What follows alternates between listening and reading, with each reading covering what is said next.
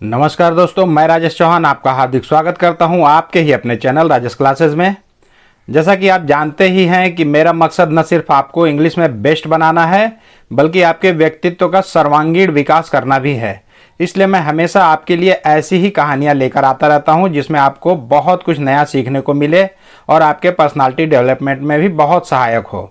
आप इंग्लिश के साथ साथ व्यवहार कुशलता में भी माहिर हो जाए, यही मेरा मेन उद्देश्य रहता है। और अगर आप चैनल पर नए हैं और बुद्धि ज्ञान जानकारी के मामले में हमेशा दूसरों से 2 कदम आगे रहना चाहते हैं तो चैनल को सब्सक्राइब करके रख लें। आज एक बार फिर आपको एक लाइफ चेंजिंग सीख तो मिलेगी ही, साथ ही इस कहानी के माध्यम से आप बेस्ट इंग्लिश नॉलेज भी पाने वाले हैं, जो कि इंग्लिश के मामले में भी आपको दूसरों से बिल्कुल अलग बनाएगा। क्योंकि इस कहानी के दौरान हम नए नए वर्ड्स की यूनिक मीनिंग को तो जानेंगे ही, साथ साथ ग्रामर और विशेषकर टेंस के पार्ट को बड़ी ही बारीकी से कवर करते जाएंगे। इसके अलावा मैं आपको यह भी बताता जाऊंगा कि किसी वर्ड का बिल्कुल सटीक प्रोनाउंसिएशन क्या होता है। आज मैं आपको ऐसी बहुत सी नई चीज़ें बताने वाला हूं जिसके बारे में शायद ही आपको किसी ने आज से पहले बताया हो। तो ज़्यादा समय न लेते हुए चलिए आज की इस कहानी को शुरू करते हैं। तो आज की इस बेहद रोचक कहानी का शीर्षक है द 2 डॉग्स, 2 कुत्ते। वन डे, एक दिन, 2 dogs were traveling on the same road। एक दिन 2 कुत्ते were traveling यात्रा कर रहे थे on the same road एक ही रास्ते पर दोनों यात्रा कर रहे थे। सेम मतलब होता है वही, एक समान, एक सा। तो एक ही रास्ते पर दोनों यात्रा कर रहे थे। ये जो है ना, ये पास्ट कंटिन्यूअस टेंस का सेंटेंस है क्योंकि यहाँ पे हेल्पिंग वर्ब वर लगा है प्लूरल नंबर सब्जेक्ट के साथ और वर्ब में आईएनजी जुड़ा हुआ है। ठीक। One was a gentle spaniel. एक उसमें से जो एक था वह बिल्कुल सभ्य, सज्जन। जेंटल मतलब होता है सज्जन, कोमल, सौम्य, सभ्य सब कुछ होता है। तो एक बिल्कुल सौम्य स्पैनियल नस्ल का कुत्ता था। स्पैनियल एक प्रकार का झबरा कुत्ता होता है तो उसे स्पैनियल बोला जाता है। वैसे स्पैनियल मतलब चापलूस, चाटुकार भी होता है ना, लेकिन यहाँ पे उस कुत्ते से संबंधित है ये बात। और उसमें से दूसरा जो था and the other a grumpy growly mastiff. और जो दूसरा था, अदर मतलब दूसरा, वह ग्रम्फी, ग्रम्फी मतलब होता है चिड़चिड़ा, तुनक मिजाज, गुस्सैल। तो वह गुस्सैल था। ग्राउली था, ग्राउल मतलब तो गुर्राना होता है, गड़गड़ाना। बादलों की गर्जन को भी ग्राउल बोलते हैं, तो ग्राउली गुर्राने वाला था। मैस्टिफ, मैस्टिफ नस्ल का कुत्ता था। मैस्टिफ जो है एक प्रकार का बड़ा कुत्ता होता है जिसके कान और जो होठ होते हैं ना वो लटके हुए होते हैं। The spaniel politely asked the mastiff. जो स्पैनियल कुत्ता था वो विनम्रता के साथ, पोलाइटली मतलब होता है शिष्टता पूर्वक, अदब से, विनम्रता के साथ। तो विनम्रता के साथ पूछा, द मैस्टिफ, मैस्टिफ से पूछा, may I please walk with you on this journey. May मतलब सकता हूँ। जब भी हेल्पिंग वर्ब सेंटेंस के सबसे शुरू में लगता है तो वो क्वेश्चन मार्क हो जाता है ना। क्वेश्चन मार्क प्रश्नवाचक जो वाक्य रहता है उसमें हेल्पिंग वर्ब सबसे शुरू में लग जाता है सेंटेंस के। तो वो बोल रहा है क्या मैं कृपया आपके साथ, विथ यू आपके साथ, इस यात्रा में चल सकता हूँ। वॉक, वॉक मतलब चलना, टहलना। तो क्या मैं आपके साथ इस यात्रा में चल सकता हूँ। देखिए, मे मतलब भी सकना होता है और कैन मतलब भी सकना होता है। तो जब भी हम किसी से अनुमति लेते हैं या देते हैं तो अनुमति लेने या देने के लिए मे यूज होता है। और जब हम किसी के सामर्थ्य की बात करते हैं ना, अपने सामर्थ्य की, मैं ये कर सकता हूँ, तुम ये कर सकते हो, तो वहाँ पे कैन लगेगा। ठीक ना, ये चीज़ ध्यान रखिएगा। तो वह बोला, द मैस्टिफ रिप्लाइड, मैस्टिफ ने उत्तर दिया, जवाब दिया, श्योर, अवश्य। श्योर मतलब होता है जरूर, निश्चित, अवश्य, जरूर। आई हैव नो प्रॉब्लम, मुझे कोई आपत्ति नहीं, मुझे कोई समस्या नहीं। प्रॉब्लम मतलब तो जानते हैं समस्या, मुझे कोई समस्या नहीं है। हैव, ये जो हैव है ये पजेसिव वर्ड है यहाँ पे, क्योंकि इसके बाद वर्ब का थर्ड फॉर्म नहीं लगा हुआ है। तो ये इसका मतलब ये कर्ता के अधिकार संबंधी बातों को बता रहा है। You may walk along with me, तुम मेरे साथ चल सकते हो। अलॉन्ग विथ मी, अलॉन्ग मतलब होता है साथ में। यहाँ पे भी देखे वो अनुमति दिया ना, तो अनुमति देने के लिए भी मे लगता है और अनुमति मांगने के लिए भी मे लगता है। बाकी सामर्थ्य जहाँ पे बताना वहाँ पे कैन लगाएंगे आप। Both the dogs started walking together, chatting which each other.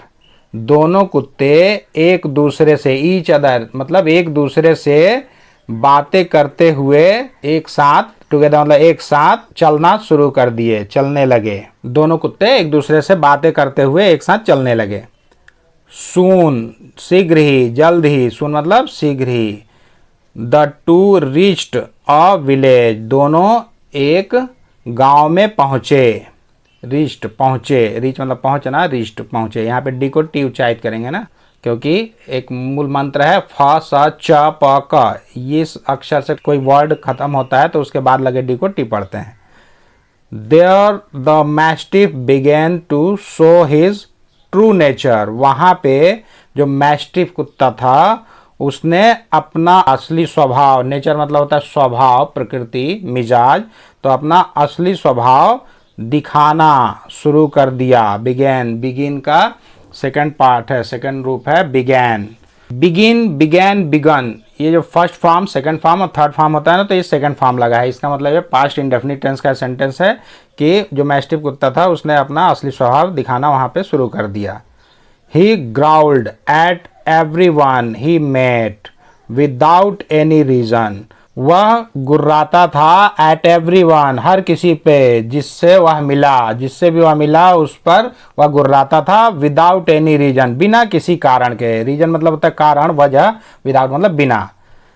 The annoyed villagers came out with sticks, annoyed, annoyed मतलब होता है नाराज, परेशान, तंग, तो परेशान गांव वाले, ग्रामीण, केम आउट बाहर निकले, विथ स्टिक्स छड़ी से, लाठी डंडे लेकर बाहर निकले वो सब।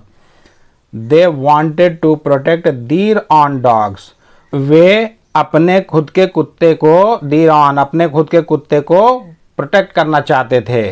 वांटेड चाहते थे, प्रोटेक्ट करना, प्रोटेक्ट मतलब होता है रक्षा करना, बचाना, तो उसकी सुरक्षा करना चाहते थे वो लोग इन कुत्तों से।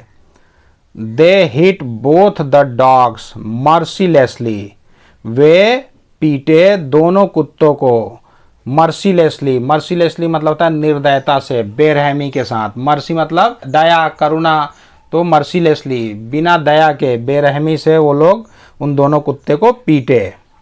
The poor spaniel was badly beaten just for being found in the company of the nasty mastiff. The poor spaniel, बेचारा स्पैनियल, पुअर मतलब होता है बेचारा, गरीब, लाचार, तो बेचारा स्पैनियल सिर्फ नेस्टी मैस्टिफ के साथ, नेस्टी मतलब होता है बहुत बुरा, दुष्ट, नीच, घिनौना, तो दुष्ट मैस्टिफ की कंपनी में, कंपनी मतलब होता है साथ, संगति, संगठन, समिति भी होता है लेकिन इसकी संगति में, तो दुष्ट मैस्टिफ की संगति में पाए जाने के कारण वह बहुत बुरी तरह, बैडली बीटन, बहुत बुरी तरह से पीटा गया था। The spaniel cried, alas now I know that quick friendship with strangers can be bad. Spaniel जो था वह चिल्लाया, रोया। अलास, अलास जो है ना ये इंटरजेक्शन है, ये सिर्फ भाव बताता है, ये सेंटेंस से इसका कोई रिलेशन नहीं रहता है, तो ये सिर्फ जो सब्जेक्ट है उसके फीलिंग को बताता है। तो बोल रहा अलास मतलब जैसे बोलते हैं ना हाय, आह, अफसोस, बहुत दुख हुआ, तो वही है कि अफसोस, अब मैं जानता हूँ, आई नो, अब मैं जानता हूँ कि त्वरित फ्रेंडशिप, दोस्ती, फ्रेंडशिप मतलब होता है दोस्ती, त्वरित दोस्ती विथ स्ट्रेंजर्स, अजनबियों के साथ, अजनबियों के साथ त्वरित दोस्ती, बहुत जल्दबाजी में की गई दोस्ती, कैन बी बैड, बहुत बुरी हो सकती है। वंस गुड और bad fortune depends upon the types of friends one makes. One's किसी की, वंस जो है ना, वन मतलब तो एक होता ही है, लेकिन किसी व्यक्ति को भी वन बोलते हैं, किसी चीज़ को, किसी परिस्थिति को भी वन बोलते हैं, तो यानी किसी की अच्छी या बुरी किस्मत इस बात पर निर्भर करती है कि वह किस प्रकार का दोस्त बनाता है, किस प्रकार का दोस्त बनाता है, उसके ऊपर उसकी किस्मत, उसका जो फॉर्चून है, फॉर्चून मतलब होता है भाग्य, तकदीर, तो उसका भाग्य इस बात पर निर्भर करता है कि वह किस तरह के दोस्ती के संगति में रहता है, किस तरह के दोस्त बनाता है। इट वॉज माई मिस्टेक, यह मेरी गलती थी, उसने एक्सेप्ट किया कि यह मेरी गलती थी, मुझे बुरे लोगों के साथ नहीं आना चाहिए था। मोरल ऑफ द स्टोरी क्या है? Moral of the story, avoid bad company. Avoid मतलब होता है टालना, बचना, ना करना। तो बचो बुरी संगति से बचो। As it brings रूइन।